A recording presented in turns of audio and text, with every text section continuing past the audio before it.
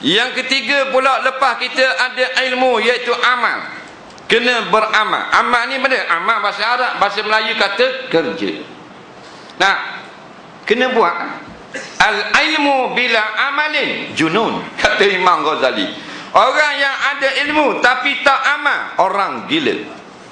Nampak? Ilmu ada, tak amal, orang gila.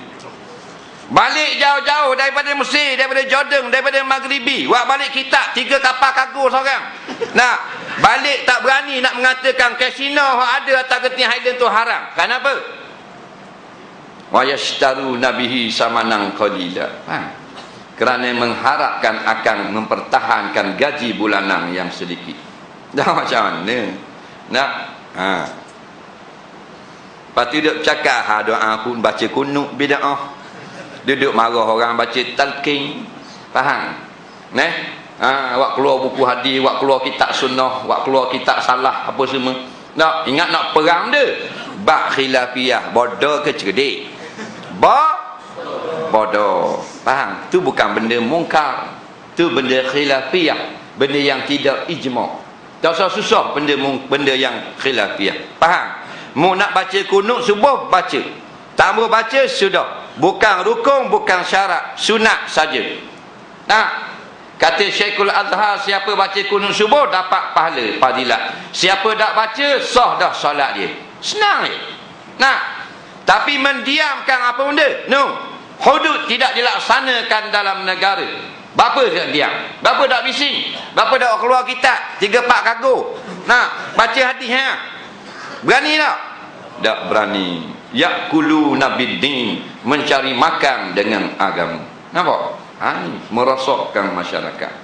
Mana amalanmu? Mu belajar sampai Mesir, bukan dekat belajar. Alik sana pada kubur pengau.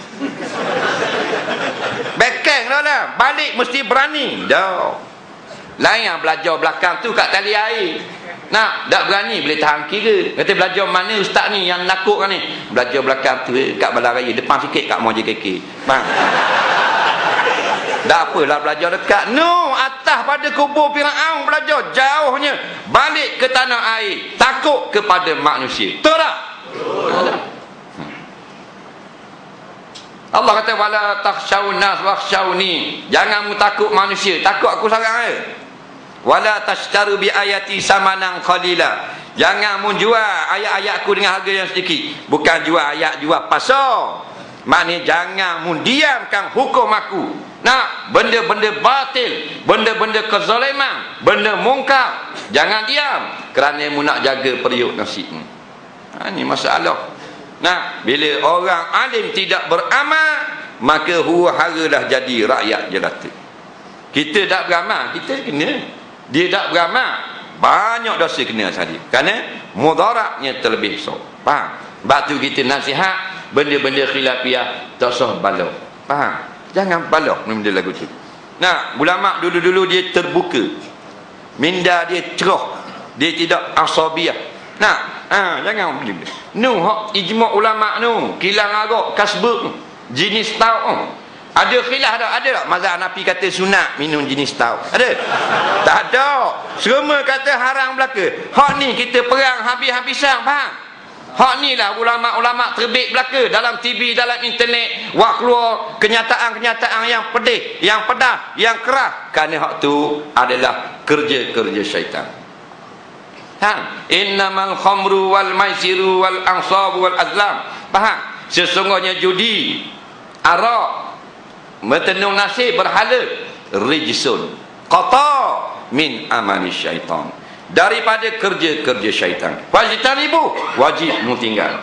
1400 tahun dah turun ayat yang mengharamkan arak dan judi, masih dipertahankan oleh umat Islam di dalam negara kita.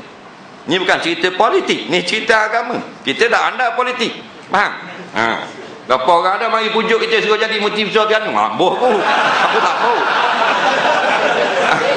Faham? Aku tak berahi politik.